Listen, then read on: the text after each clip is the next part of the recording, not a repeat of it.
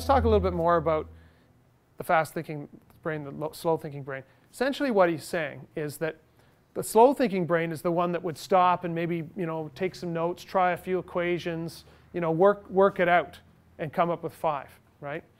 Or maybe come up with 7 and wonder why they, glad they went to law school instead of medical school or something. Anyway, did you guys get that joke about, lawyers don't have to do math? Do the profs still talk about that every year? It says, don't worry, in first year family law, I think they say, don't worry, you don't have to know how to do any math for this course. Well, it's not quite true, but lawyers are often not great at math. So the problem of the lazy controller is your your slow thinking brain, your system 2 brain, the one that gets the pencil and paper out and says, there's something wrong with that equation. It looks like it should be 10, but I can't be right because I just did some quick math and no, that can't, no. And then so the slow thinking brain is actually in charge of the fast thinking brain, okay?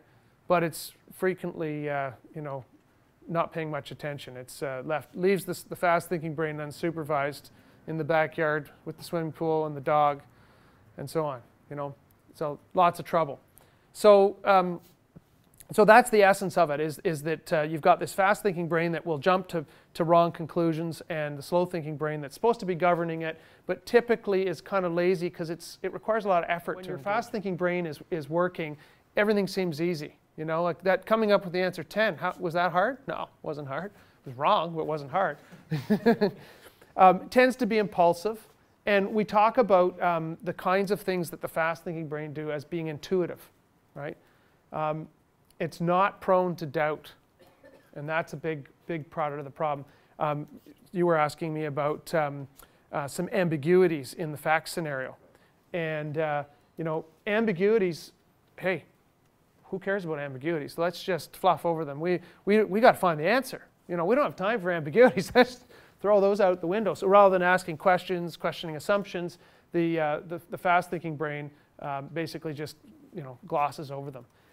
And here's something that it spontaneously constructs stories that are as coherent as possible.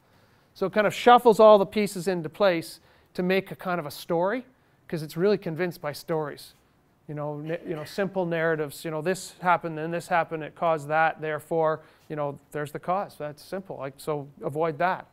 And that's actually really good, right, for survival. If you're running away from tigers, or pulling your hand away from hot flames, or whatever. So the slow-thinking brain, I say it's frequently asleep. Basically, it's not really doing very much. When you engage the slow-thinking brain, there actually are physiological responses that he's measured as a psychologist doing experiments. It requires more effort. Your pupils dilate, your heart rate goes up, your blood pressure increases, that kind of thing. It might be fairly small, like a couple beats a minute or whatever, but it does. It tends to be cautious, right?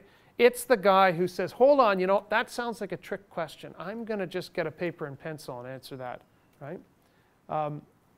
And we think of this, of ourselves as being this slow-thinking brain. Like when we think about who am I, who are you? You think of yourself as, well, I'm this person who has this set of beliefs and thinks carefully about this, that, and the other thing, and has got to where I am because I've followed a careful, reasoned path and so on.